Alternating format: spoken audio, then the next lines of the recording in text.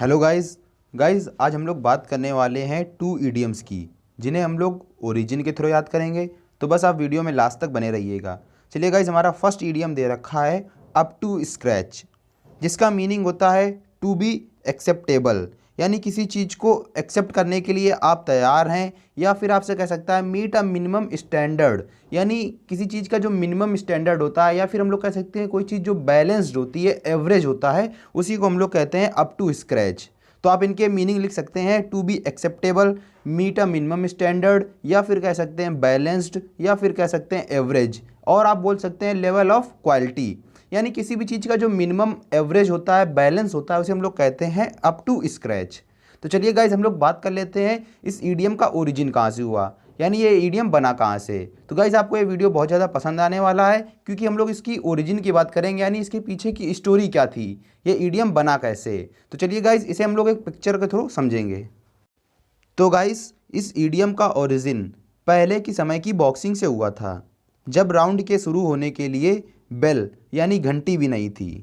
इसलिए रेफरी ज़मीन में दोनों फाइटर्स के बीच एक लाइन खींच देता था, और गाइज राउंड की शुरुआत तभी होती थी जब दोनों फाइटर उस लाइन के ऊपर आ जाते थे, उस लाइन के ऊपर खड़े हो जाते थे। तो गाइज, आप इसे एक पिक्चर के थ्रू समझ सकते हैं। जैसा कि आपको पिक्चर में यहाँ पर दिख रहा होगा, यहाँ पर जहाँ पर एच बना हुआ है, तो जब भी दोनों फाइटर्स इस एच के ऊपर खड़े होते हैं तभी राउंड की शुरुआत होती थी।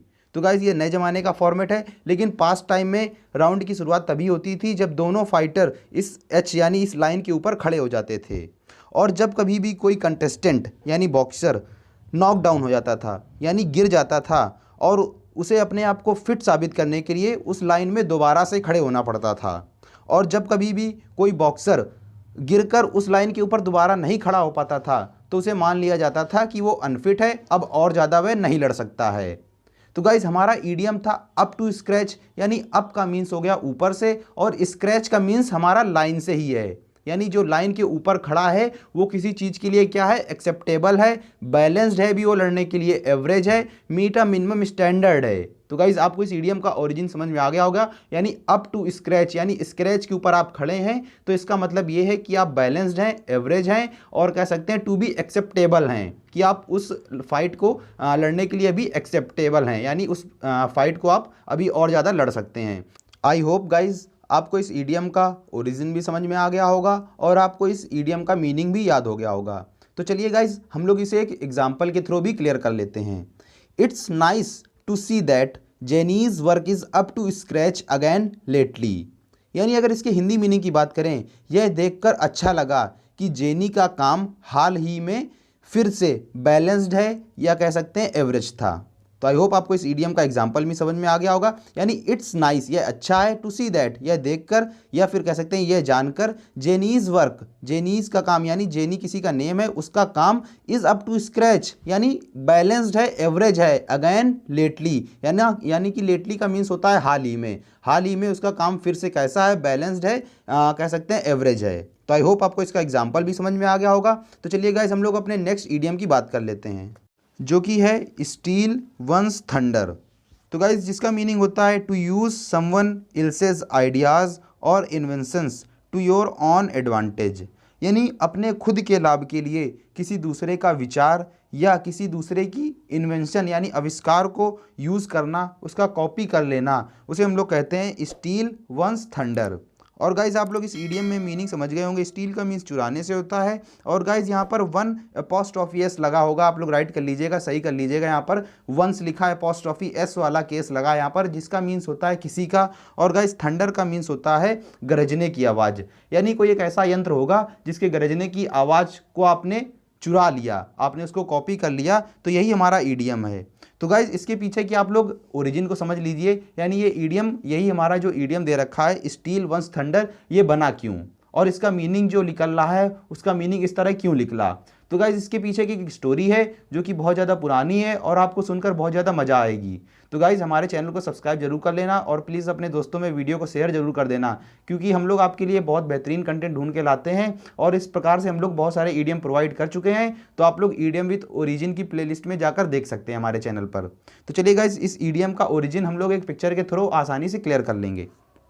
तो गाइज, इस ईडियम का ओरिजिन 18वीं सेंचुरी के नाटककार जॉन डेनिस ने दावा किया कि उन्होंने एक ऐसे डिवाइस का इन्वेंशन किया है जो थंडर यानी गड़गड़ाहट या कह सकते हैं गर्जने की आवाज़ को उत्पन्न करता है, जिसे वह अपने थिएटर प्रोडक्शन में यूज़ करने वाले हैं। तो गाइज़ अभी तक हम लोगों ने इस ईडीएम के ओरिजिन में जाना कि जॉन डेनिस जो कि एक नाटककार थे और उन्होंने दावा किया कि उन्होंने एक ऐसे यंत्र का आविष्कार किया है जो गरजने की आवाज़ उत्पन्न करता है, जिसे वह अपने थिएटर प्रोडक्शन में यूज़ करने वाले हैं। लेकिन गाइज़ इनके इन्वेंशन के थोड़े दिन बाद ही लंदन में 1704 ईस्वी में जॉन डेनिस ने कंप्लेन की कि इनके जो कंपटीटर्स हैं यानी इनके जो प्रतिद्वंदी हैं उन्होंने उनके इस मेथड को कॉपी कर लिया है। यानी उन्होंने जिस यंत्र का आविष्कार किया था उनके प्रतिद्वंदियों ने उनसे पहले इस आविष्कार को कॉपी करके अपने थिएटर में चालू कर दिया। तो गाइज हमारा ईडीएम भी यही था, यानी स्टील वंस थंडर, यानी जो इनके कंपटीटर्स थे उन लोगों ने इनका जो थंडर था यानी जो गर्जने की आवाज़ उत्पन्न कर रहा था उसको स्टील कर लिया, चुरा लिया। तो गाइज उन लोगों ने उनके इस यंत्र को चुराया तो उनको लाभ क्या हुआ कि जो उनका पूरा क्रेडिट था यानी उनका जो पूरा एडवांटेज था उन लोगों ने कॉपी करके अपने नाम कर लिया। तो गाइज आप आई होप आपको इस ईडीएम का ओरिजिन में समझ में आ गया होगा। यानी स्टील वंस थंडर का मीन्स क्या हो जाएगा, take credit for someone else's work, यानी किसी के काम का पूरा क्रेडिट अपने पास रख लेना, तो उसे हम लोग कहते हैं स्टील वंस थंडर। तो गाइज आई होप आपको इस ईडीएम का ओरिजिन समझ में आ गया होगा। तो चलिए गाइज इस ईडीएम का एक एग्जांपल भी देख लेते हैं। Somebody stole my thunder by leaking the design I had made on the internet.